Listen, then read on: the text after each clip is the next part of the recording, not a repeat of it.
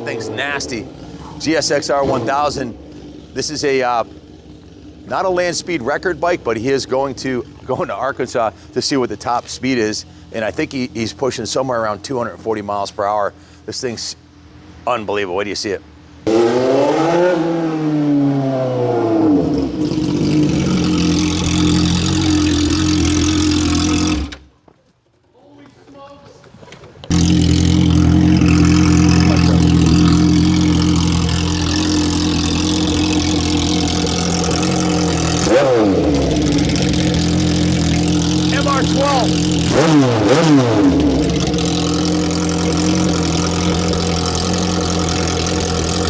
What kind of candy you burning in this thing? Is it the MR12? That's MR12. Okay, I thought that's what you said. What a wicked machine. Holy moly. I thought it was supercharged when I saw the pipe, or turbocharged at first. That's actually naturally aspirated 4-into-1. Ronnie, show them the pipe on this thing. It's like a freaking Cobra. They call it a pigtail pipe.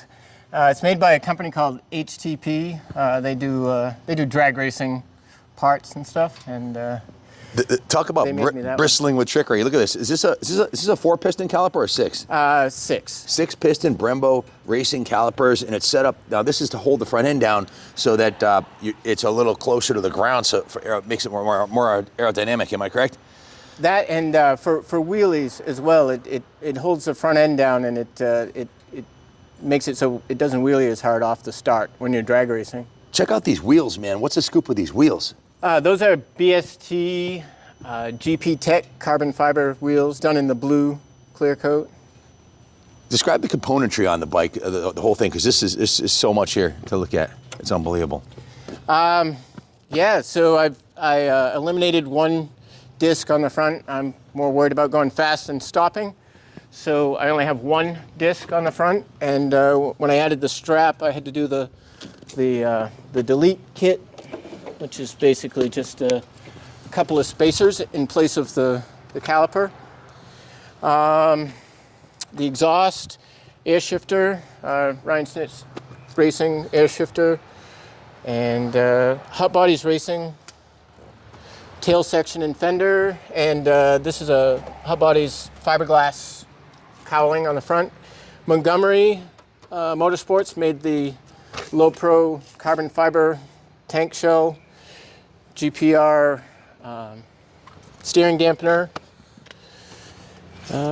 You pulled the forks up. Does that change the geometry? You would think at very high speeds that would make it a little more squirrely. It doesn't? No.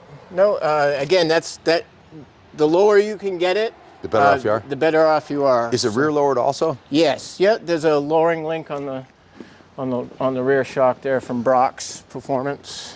How many horsepower and what does this thing weigh? It's well under 400 pounds, and it makes, I had it on Chris Moore's dyno, 186 horsepower. Nice. He got out of it. Nice. What a machine. Now this tank is actually lowered. Looks a little slimline, so you can get down lower and hide behind that shield. Right. The stock steel Gsxr tank comes out, I think it's 2.5 or 3 inches taller. Wow, yeah. That's a big deal when you're going 240 miles an hour, right? What's the top speed on this thing, do you know? I've been 210 on this 210? one. Yeah. Wow, that's absolutely moving. And it's pretty much stock internals. You know, there's no work has been done to the motor, so it's just stone a bunch of bolt-on parts and a little bit of tuning, and so it should be bulletproof, reliable then, huh? Yeah, exactly. What a badass machine. So I see on the front here 22, 23, 24. The last 3 years you've been competing in the which event is that? That's at the Loring Timing Association. That's up in Maine. Okay. At the former Loring Air Force Base. They run a couple events a year up there. Yep. And the event I'm going to this year, right now this week, is down in Arkansas, and that's put on by the ECTA. The fall event's called the Horsepower Harvest, and wow. That was from a tech sticker from one of the previous horsepower harvests. So anyway, it's good stuff. Chris's family owns Honda World in Maine. What part of Maine is it? Yeah, in Oakland, Maine. Oakland, Maine. If you've never heard of him, check him out. Chris actually has his own very successful business, might I add, that he does docks for high-end lake homes. Is that correct? Correct. Yep. So he gets to travel. Basically, in the summer, you're at the lake all the time, right? I'm at the lake every day. That's awesome. So thank you for sharing this with us. This is a picture of a headlight here. Is that in case you go on the street? So it sort of looks street legal? Yeah, my graphics guy took the actual headlight, took a picture of it and printed it, and then was able to put it on there so it looks like a real headlight. It looks almost 3D. You got to glance closely to see that's not a headlight. Yeah, even from the side, it kind of looks like a headlight. Well, good luck to you. Thing. What's your goal? Are you going to try to beat your 210? I don't know if that's possible this trip, but I'm just going to make a couple of passes real fast and You're going to give it hell. have a good time. What an adrenaline rush, huh? Absolutely. Well, hey, thanks for sharing that with our viewers. You guys can hit the like and subscribe if you haven't. Like 80% of the people that watch the channel don't subscribe, and according to our latest YouTube algorithm.